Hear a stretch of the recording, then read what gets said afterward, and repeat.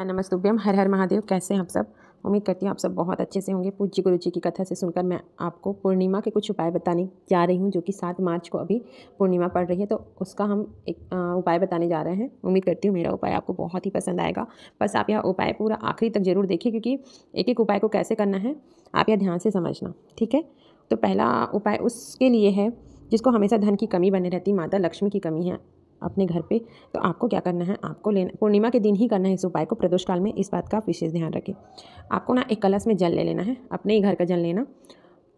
देखो मैं बताते जाती, फिर आप करते जाना।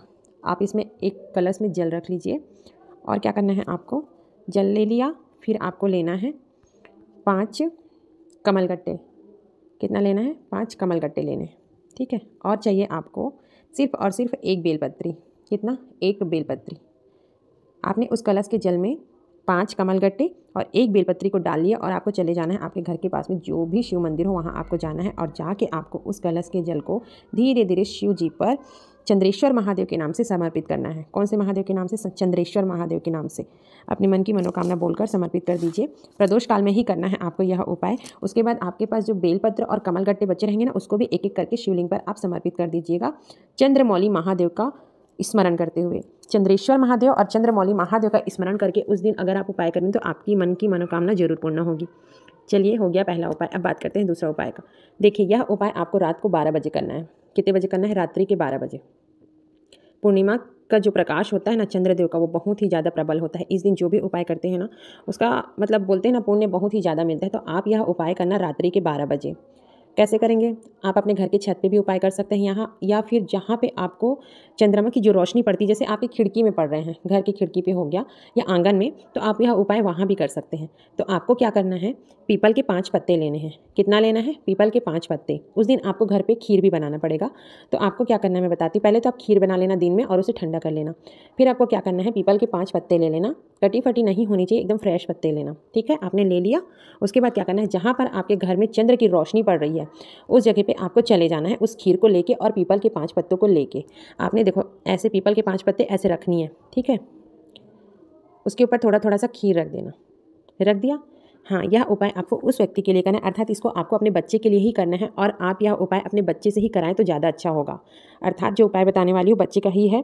जैसे किसी किसी बच्चे का पढ़ाई में मन नहीं लगता ना, उसकी बुद्धि बहुत ही कमज़ोर है, वो पढ़ता है तो भूल जाता है, और उसकी आँख में भी चश्मे लग चुके हैं, तो आपको चश्मा भी हटाना है। तो आपको यह उपाय करना है। मैं आपको बता रही हूँ आपको करना क्या है। रात्रि के 12 बजे आपको 5 पीपल के पत्ते लेने हैं। आपको अपने बच्चे के साथ में यह उपाय करवाना है। पीपल के पत्ते के ऊपर थोड़ा थोड़ा सा बिल्कुल खीर रख देना, ठीक है। खीर रखने के बाद आप उस बच्चे को रात को 12 बजे, जैसे ये पहला पत्ता है तो पहला पत्ता का खीर थोड़ा सा चटाना। उसके बाद बोलना कि तुम बच्चा 1 मिनट तक चंद्रदेव को देखो, ठीक है। फिर आप दूसरे पत्ते का खीर थोड़ा सा खिलाना, फिर थोड़ा देर चंद्र दिखाना उसको, फिर तीसरा, फिर चौथा, फिर पांचवा, ऐसा करके 5वें पत्ते का उसको खीर को थोड़ा थोड़ा खिला देना है। और जितने बार खीर खिलाएंगे उतने बार आप चंद्रदेव का दर्शन करने के लिए बना, अर्थात वह एक नज़र चंद्र को जरूर देखें। जब वह खीर को खाए तब उसे क्या होगा, उसकी आंखों की रोशनी बढ़ जाएगी और उसका जो बुद्धि का ना विकसित भी होना शुरू हो जाएगा। अर्थात जितने बार वो खीर खाएगा उतने बार चंद्रदेव का दर्शन जरूर कराए। उसको बोलना है एक टक थोड़ा सा देखते रहो, ऐसे करके आप ही समझा लेना अपने बच्चे को। तो उससे क्या होगा, उसकी जो भी समस्याएं हैं ना वो बहुत जल्दी ठीक होने लगेगी, क्योंकि चंद्र की रोशनी की प्रबलता बहुत ही ज़्यादा होती है पूर्णिमा की रात्रि का। इसलिए मैं यहाँ आपको उपाय बता रही हूँ, आप इसको कराने की कोशिश जरूर कीजिए। अगला उपाय है मेरा, जैसे कि आपकी मनोकामना पूर्ण हो ही नहीं रही है, आपने बहुत सारा उपाय करके देख लिया है ना, तो आपकी मनोकामना पूर्ण हो ही नहीं पा रही, तो आपको क्या करना है, आपको चावल के 1 दाने लेने हैं। पूर्णिमा के दिन ही करना है, प्रदोष काल में। 1 दाने लेने हैं और 1 बेलपत्र लेना है, सिर्फ और सिर्फ 1 बेलपत्र। कितना? 1 चावल का दाना और 1 बेलपत्र और 1 लोटा जल। इसको लेके चले जाना है आपको अपने घर के आसपास कोई भी शिवलिंग के पास चले जाइए। देखिए, आपको जाते ही क्या करना है, उस चावल के जो 1 आखा दाना है ना उसको यहाँ पे समर्पित कर देना, ठीक है। कौन से भगवान का स्मरण करते हुए? चंद्रमौली महादेव का, क्योंकि उस दिन पूर्णिमा है और चंद्रमौली महादेव हमारी मनोकामना पूर्ण करने में हमारी मदद करते हैं। आप जैसी चावल की दाना को रखेंगे अपने मन की मनोकामना पूर्ण बोल लेना।